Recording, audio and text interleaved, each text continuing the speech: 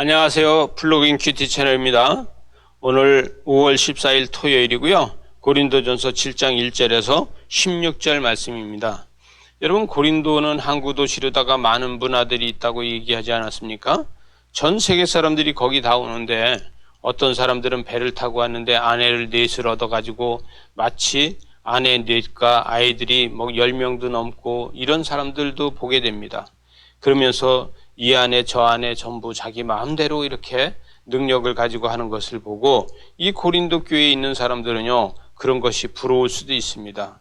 여러분, 또 하나는 아내를 거기서 버리고 가는 사람들도 있습니다. 이 아내를 말 안 듣는다고 배를 타고 와서 거기다 버리고 가면요, 그 여인은 거기서 먹고 살 길이 없으니까 거기서 어떤 그 매춘을 하고 이런 걸로 다 먹고 사는 여자들도 있습니다. 남편한테 버림받으면요, 세상 모든 것을 다 준다 그래도 무슨 낙이 있겠습니까? 이렇게 어려운 삶이 사는 사람도 있고 또 풍요로다가 사는 사람들도 있고 이런 것을 이 고린도 교회 사람들은 수도 없이 많이 봤다는 것이죠. 근데 오늘 이 1절 말씀에서 너희가 쓴 문제에 대하여 말하면 남자가 여자를 가까이 아니함이 좋으나 이렇게 이야기하고 있습니다. 하나님은요, 아담이 혼자서 이 독초하는 것이 좋지 못해서 돕는 배필을 만들었습니다. 그래서 하와를 만들어 주셨죠. 근데 바울은 여기에서 가능하면 혼자 살더라도 죄를 안 짓는 것이 낫다, 이것을 이야기합니다. 음행이 아니라 배필이라는 거예요. 여러분, 아내를 얻는 것은요, 음행하기 위해서 얻는 게 아니라 돕는 배필이라는 거예요. 남편도 우리가 돕는 배필이라는 거예요. 그래서 음행이 아니고 거룩한 것이고 부부는 하나님의 약속을 만들어가는 것이다, 이것을 이야기합니다. 그래서 2절에서 음행을 피하기 위하여 남자마다 자기 아내를 두고 여자마다 자기 남편을 두는데 이것은 하나님의 약속을 이루어가는 거고 이 부부는요, 거룩을 만들어가는 것이라는 것입니다. 여러분, 그래서 이것은 음행이 시작되는 것이 아니라는 거예요. 여러분, 금식하고 굶식하고는 틀리는 거예요. 굶는 거하고 금식하고는 틀린 것입니다. 이 차이가 있습니다. 그래서 3절에 보니까 남편은 그 아내에 대한 의무를 다하고 아내도 남편에 대해서 그렇게 한다. 그래서 부부는 한 몸이 된다는 것을 주장하는 것입니다. 여러분, 아내의 몸은 남편 것이고 남편의 몸은 아내 것이라는 것이죠. 남편의 몸과 아내의 몸이 한 몸이 되어서 그 한 몸이 되었다는 것은 무엇을 이야기하냐면요, 그 한 가정은요, 그 가정만의 그 문화를 만들어가는 것을 말합니다. 그 두 사람이서 새로운 문화를 만들어가는 것을 창조라고 이야기한다는 거예요. 그래서 창조하면서 나아간다는 것이죠. 여러분, 그들만의 문화 공간은요, 행복한 문화 공간이 되고 그들만의 문화 공간은요, 헌신적 문화 공간이 되고 그들만의 문화 공간은 하나님이 만들어주시는 것이 된다.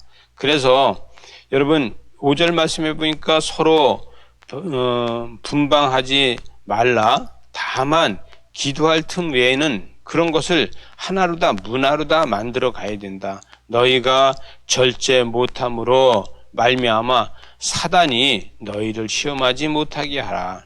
그래서 부부의 금실을 이야기해 주고 있습니다. 여러분, 율법이 아니고 방법이 되고 방법은 지혜가 되고 지혜는 능력이 되고 그래서 임박한 종말론을 기억하면서 사명자로다 감당하는 것이 되어야 된다. 그래서 7절에 보니까 나는 모든 사람이 나와 같이 갇히기를 원하나 그러나 각각 하나님께 받은 자를 은사가 있으니 이 사람은 이러하고 저 사람은 저러하다. 여러분, 각자마다 다 틀리다는 거예요. 결혼을 부정하는 것이 아니고 여러분, 혼자 사는 것을 부정하는 것이 아니고 그러나 하나님 앞에 사명자로 다 순종하는 것이 제일 중요한 것이다. 그래서 9절 말씀해 보니까 만일 절제할 수 없거든 결혼하라. 정욕이 불타는 것보다 결혼하는 것이 훨씬 낫다는 거예요. 범죄하지 않고 여러분, 하나의 가정을 만들어서 하나님의 뜻을 이루는데 그러나 여기에서 남편은 아내를 버리지 말고 아내도 남편을 버리지 말고 서로 기대치를 가지고서 자기의 욕구를 채우려고 하는 것이 아니라 서로 헌신하고 사랑하는 것이 중요한 것이다. 이렇게 이야기하고 있습니다.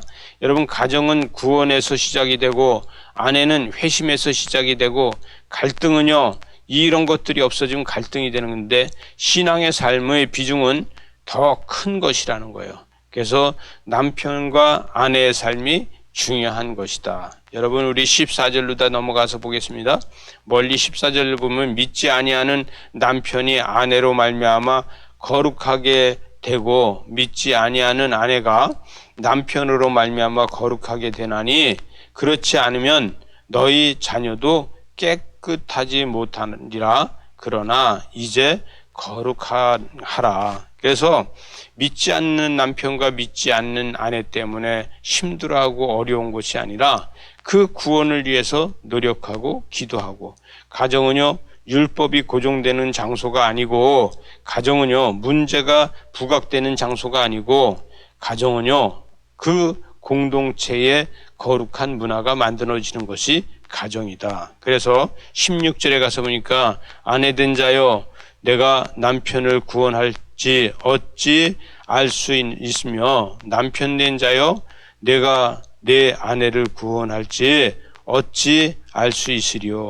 여러분, 남편과 아내는 하나님이 맺어준 것이라는 것이요. 가정은 하나님이 만들어주신 것이라는 거예요. 그래서 기업이라고 한다는 거예요.